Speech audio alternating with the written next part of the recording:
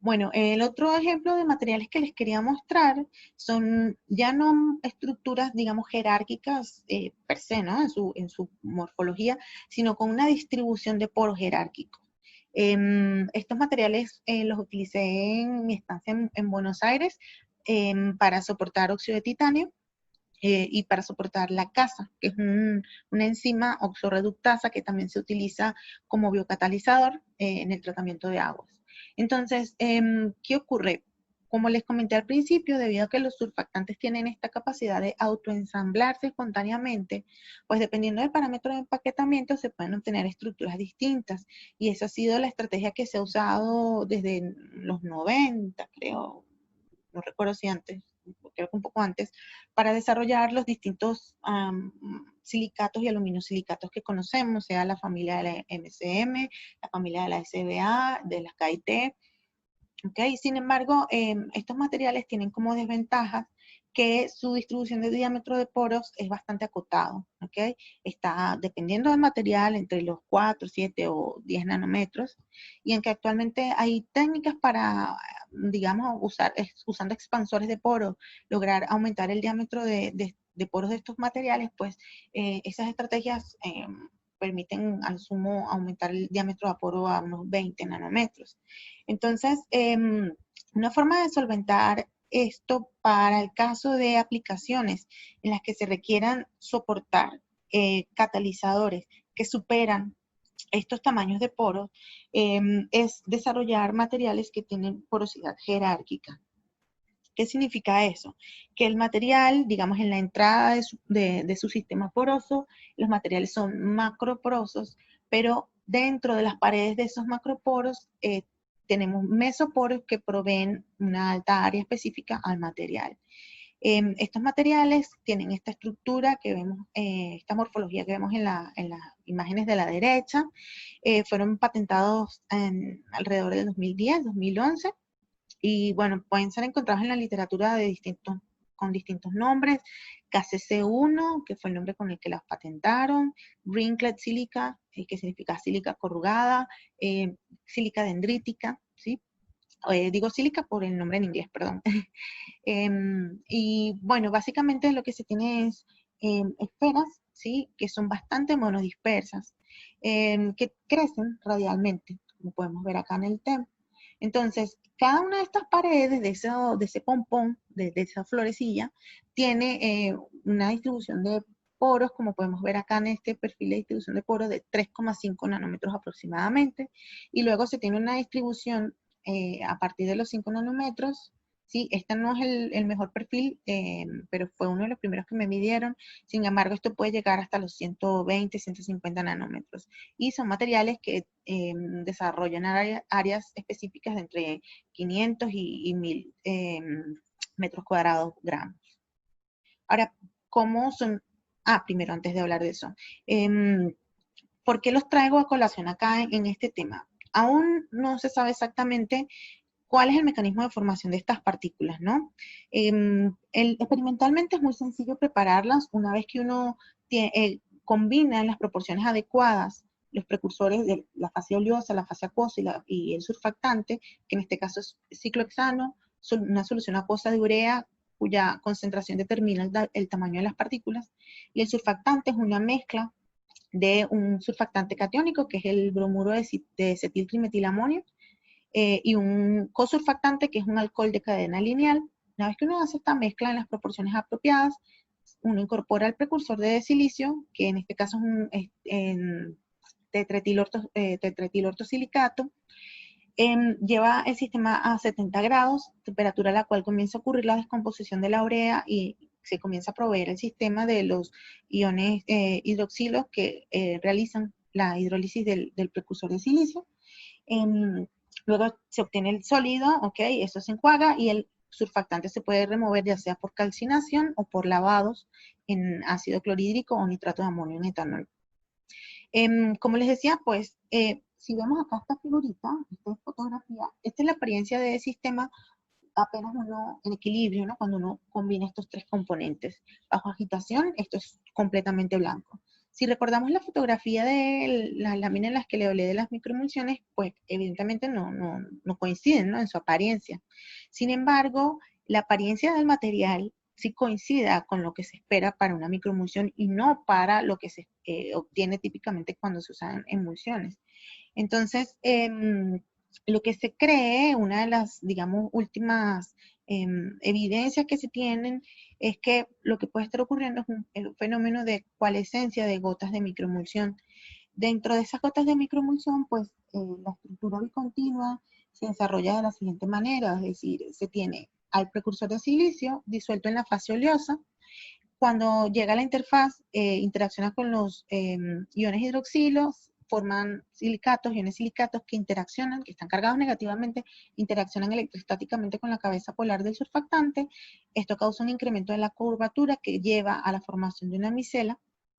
Estas micelas dentro de los canales acuosos se ordenan entre sí, formando una mesofase que da lugar a las paredes del material.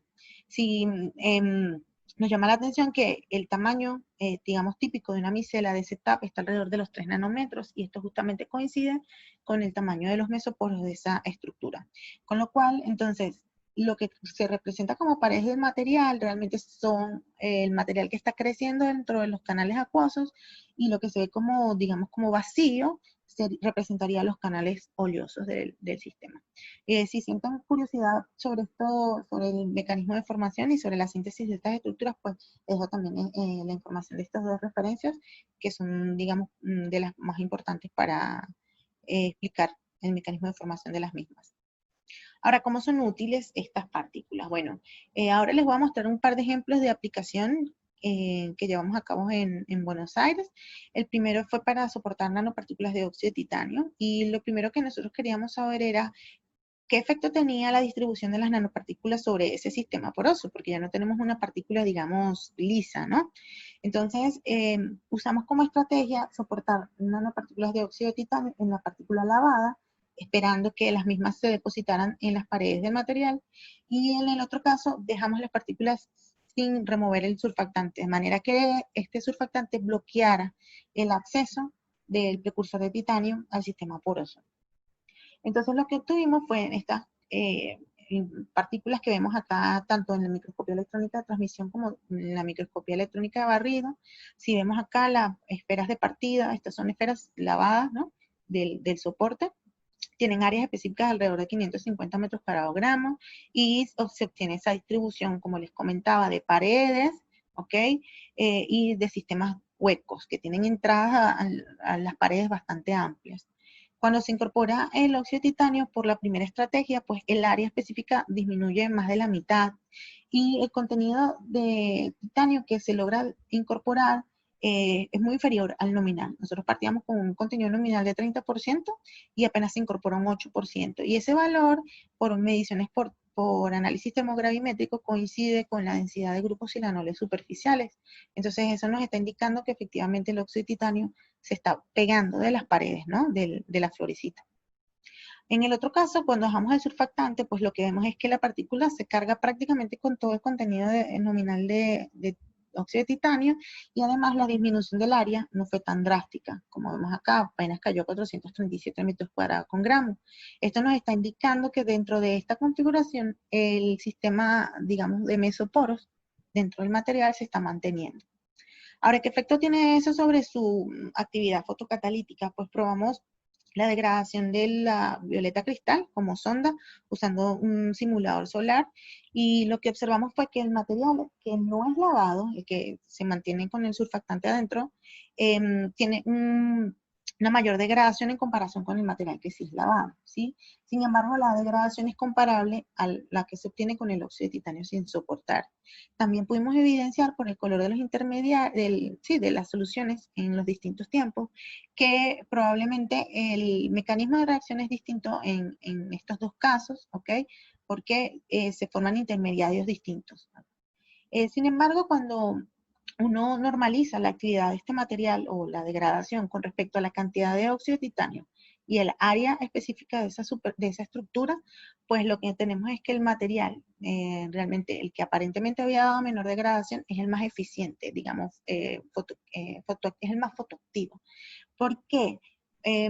Pues nosotros llevamos a cabo simulaciones de la dispersión de luz en sistemas, digamos, tipo core shell, con esta forma, y comparamos esto con los espectros de extinción de estas partículas, y lo que observamos es que para este caso, la transmisión de la luz en estos sistemas es mayor que la absorción, a diferencia que el otro caso, ¿no? Entonces eso nos estaría diciendo que bajo esta configuración, los fotones que entran al sistema de reacción se dispersan más, ¿ok? Y esto permite que las partículas que están adyacentes puedan aprovechar los fotones dentro del reactor.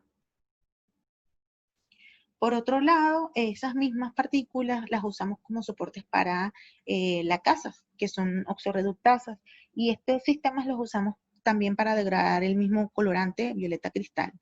En el caso de las lacasas, sin embargo, para que una enzima sea eficiente, ¿no? Estando soportada, pues lo que se recomienda es que la enzima se encuentre unida covalentemente al soporte. Y para eso se necesita funcionalizar el material. Y es sabido que cuando se funcionalizan materiales mesoporosos de óxido de silicio, pues sus propiedades texturales se ven afectadas. Entonces quisimos evaluar cómo era el efecto de esa funcionalización en el caso de estas partículas, porque no estaba reportado eso en la literatura, y a su vez qué efecto tenía eso sobre la actividad biocatalítica de esta enzima.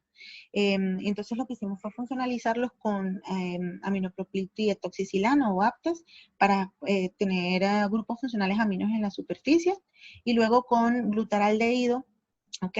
Que permite la formación de grupos imidos, y esto garantiza una unión covalente con la enzima. Entonces, bueno, evidentemente nosotros vimos que hay una disminución del área específica y del volumen de poro debido a que el funcionalizante se está incorporando a las paredes del material, ¿sí? Sin embargo, la distribución de tamaños de poro, como se pudo evidenciar por los cálculos BHJ, y ahí, como podemos ver acá también en las microscopías electrónicas de barrido, pues se mantiene, ¿no?, la entrada al sistema poroso. Entonces, incorporamos a estos tres tipos de partículas la lacasa y evaluamos su comportamiento catalítico. Entonces, vimos que en el caso del soporte que no tiene ninguna funcionalización, aparentemente la degradación era bastante mayor. Sin embargo, pudimos evidenciar que esa degradación, o digamos, esa de porcentaje de coloración, era más bien debido a una absorción de la enzima, como del colorante. Como la enzima no está covalentemente unida al soporte, se lixivia, pasa la solución y deja, digamos, disponibles sitios de absorción para que el colorante se absorba en el soporte. En el caso de la enzima que está interaccionando electrostáticamente con los grupos aminos, vimos que el porcentaje de degradación era intermedio. Sin embargo, la estabilidad de la enzima en el soporte no es buena, ¿ok? Sin embargo, en el material en el que la enzima sí está unida covalentemente, pues aunque la actividad sea mucho menor, pues la estabilidad de la enzima en este soporte es mucho mayor comparada con el caso anterior. Entonces quisimos evaluar el efecto de otras condiciones de reacción sobre este material, y lo que vimos fue que con respecto al pH y con respecto a la temperatura, que son dos parámetros fundamentales para evaluar la actividad enzimática, pues vimos que la enzima soportada pues, tiene alta actividad o tiene mayor actividad que la enzima libre cuando está a pH neutros, mientras que la temperatura prácticamente no tiene mucho efecto sobre la enzima inmovilizada. Esto, digamos, era un poco de esperarse porque ya sabíamos que esta enzima es bastante termorresistente. Luego, este material, como pudimos evaluar en distintos ciclos de reuso, pues mantiene su actividad, ¿sí? Y puede ser almacenado simplemente en un refrigerador a 4 grados Celsius, ¿no?